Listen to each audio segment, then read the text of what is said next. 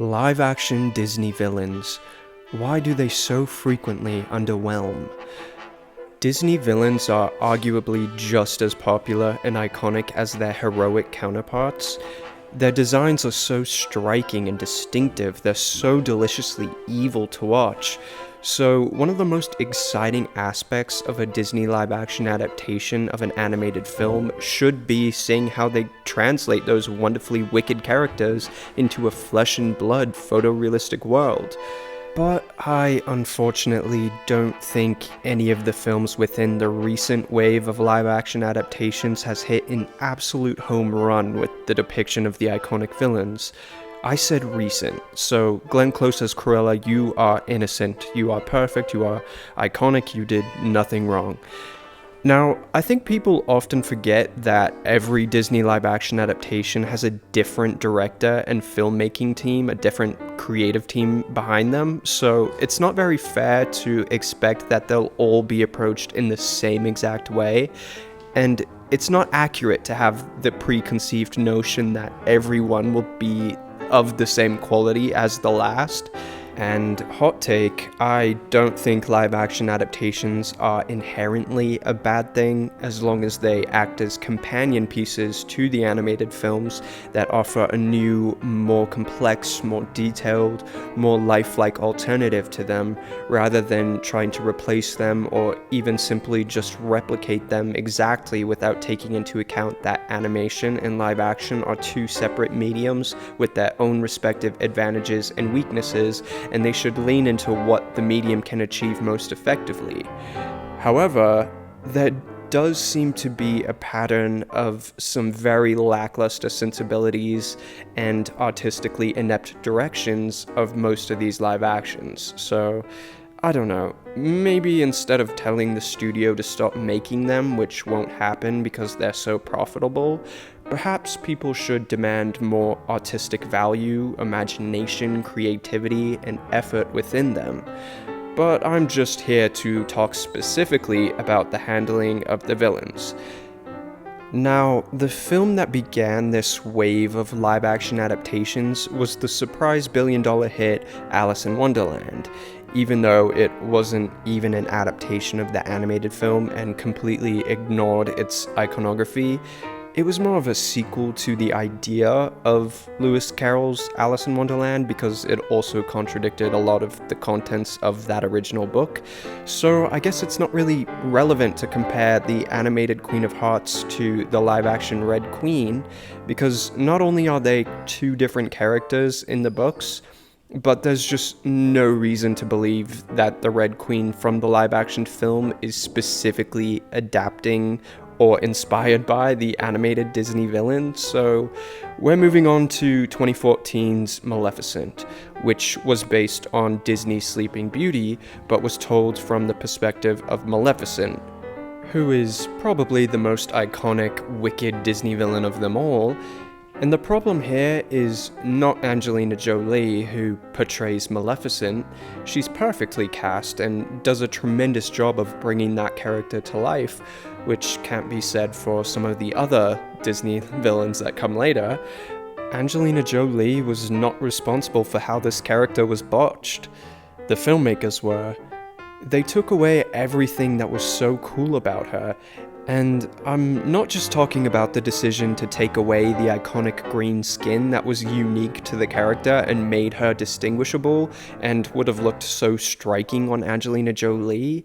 And I'm also not just talking about how they didn't even allow her to turn into a dragon, which was probably the most awesome thing about the animated character, but they turned the greatest Disney villain into not a villain. I won't even get into how this was a baffling choice on Disney's part and what it means for how they represent the characters within their brand on a level of consistency and integrity, but I just want to see Maleficent be evil. That's what's intriguing and fun about the character. I would have loved to see the film that I initially thought Maleficent would be before it was released, which was Maleficent's origin story on why she's so evil and how there are nuances to her wickedness. but it turned out to be a complete contradictory rebrand that made what everybody loved about the character no longer valid. She wasn't evil at all, she was just misunderstood. This sort of misunderstood villain thing works in situations like with Wicked, both the book and Broadway musical, which take the general public domain character of the Wicked Witch of the West from the Wizard of Oz books, not specifically the beloved 1939 film, and make her out to be a hero.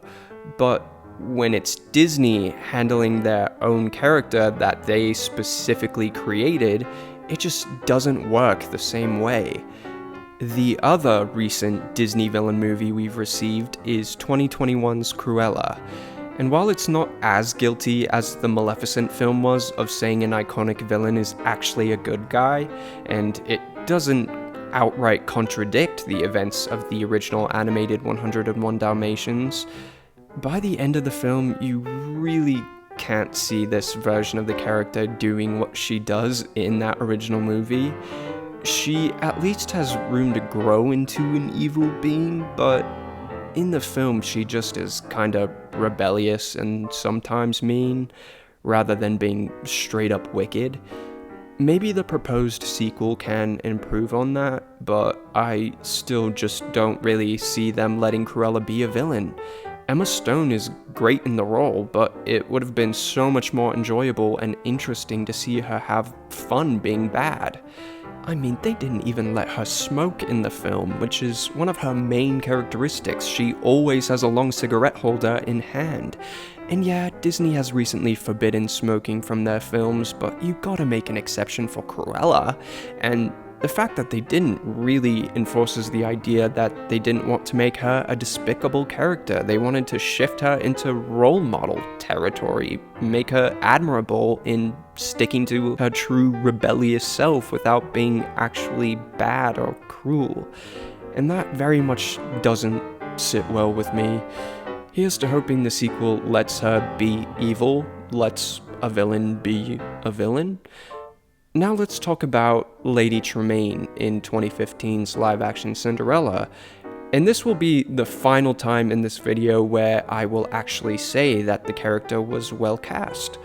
Cate Blanchett is a spectacular choice for the role and is effective as the character, but I would have liked to have seen a bit more of the animated character's DNA, because this isn't the generic public domain version of the Wicked Stepmother.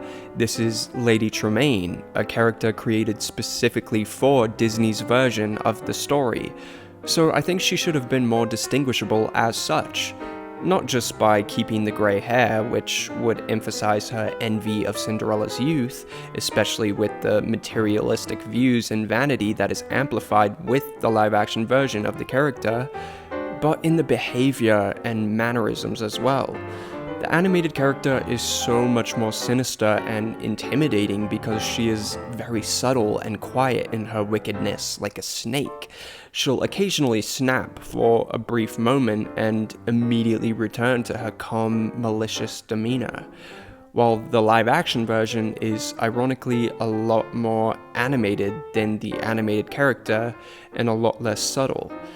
She does not hesitate to unleash a loud, wicked cackle or be blatantly mean to Cinderella. She's just a lot more obvious than her animated counterpart, and Cate Blanchett executes this approach effectively, but it just doesn't have the same impact.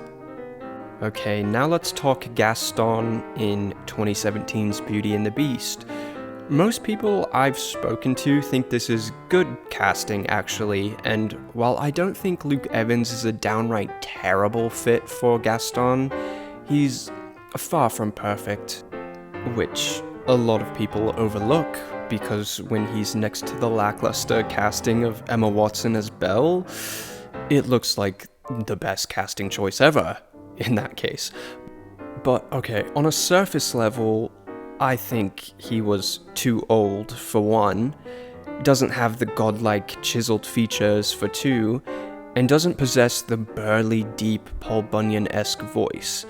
And as far as the handling of the character, Giving Gaston PTSD from the war kind of defeated the whole point of the animated character, that he had never faced any adversity in his life, and he's just a big dummy who everybody loves because he's handsome and cocky.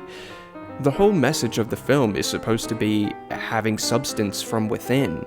So while I usually appreciate trying to give more dimension to these characters, Gaston is supposed to be hollow and shallow, and the villagers take him at face value because he's good looking. Giving him trauma is just not the way to go about making him a real human. Okay, moving on to what I believe is the absolute most baffling casting choice for any Disney live action, and that is Jafar in 2019's Aladdin. Now, I don't think having a younger, sexier Jafar is inherently a bad idea, as long as he has an intimidating, sultry, sinister quality to him, but this actor is just so out of place. His energy is so soft and not at all threatening. The lack of exaggerated makeup also makes him look less striking, and it's not like he's some A-list actor they just put in there so they could have a big name, and it's also not like he gave some incredible performance that they just had to give him the role. I just really don't get it at all. I really don't have much more to say. If you understand this casting at all, please let me know what is going on here. It's just bizarre. Okay, 2019's... No, wait, it was 2020. 2020's Mulan. Ugh. The animated film's villain, Shan Yu, has been replaced by Bori Khan, who is pretty much the same character, but more boring and less intimidating. And there's also a witch in the live-action film, and they have her there to attempt to show a parallel between her and Mulan, but it just doesn't land at all. The character's presence is just silly and takes me out of the film more so than everything else does, because it's just a bad train wreck of a movie in general that I don't want to talk about anymore. So I'm not going to. We're gonna talk about Melissa McCarthy's Ursula in 2023's The Little Mermaid. As far as casting goes, she falls into the same category as Luke Evans' Gaston in the way that general audiences will probably like her as the character, and I was somewhat confident I would too before the film came out, and she did a solid job in a lot of ways, but ultimately she fell very flat for me. She's just not very cinematic. Her line delivery always felt very loud and showy, and not in a Glenn Close Cruella way where she's unhinged yet believably so, but in a way where it just felt very performative, like she was always aware that she was performing. She often strayed too campy, comedic, and exaggerated, and she was responsible for a major portion of the film's tonal inconsistencies. Animated Ursula was theatrical, but in an authentic way, and she wasn't always doing weird voice inflections and accents. I think Meryl Streep, who has worked with the director Rob Marshall in 2 of his previous Disney musical movies, would have been a much better fit, and would have grounded the over-the-top essence of the character to a more believable place that felt more natural within the film. From a characterization perspective, she doesn't stray much from the animated version, except for now she's King Triton's sister, which was an idea that was scrapped from the animated film, and maybe if that aspect was amplified and we got more context and motivation, it would have held more weight, but it's just kinda whatever. I was just underwhelmed by live-action Ursula, and she even took me out of the film a few times, especially when she's exposition dumping to herself with over-the-top inflections. The character design is also very safe and generic, and the makeup is horrendous. If they wanted to go the drag queen route, they should have committed. And drag makeup is much more precise and less sloppy than what's going on here. Yeah, As far as the big cat Disney villains, Shere Khan from The Jungle Book and Scar from The Lion King, I actually do really like the ruthless approach to Shere Khan, and Idris Elba's voice suits him excellently. I think it's an incredibly effective take on that character, but it's also not like the animated character ranks high amongst the best Disney villains. His voice is great in the animated film, but yeah, I don't know.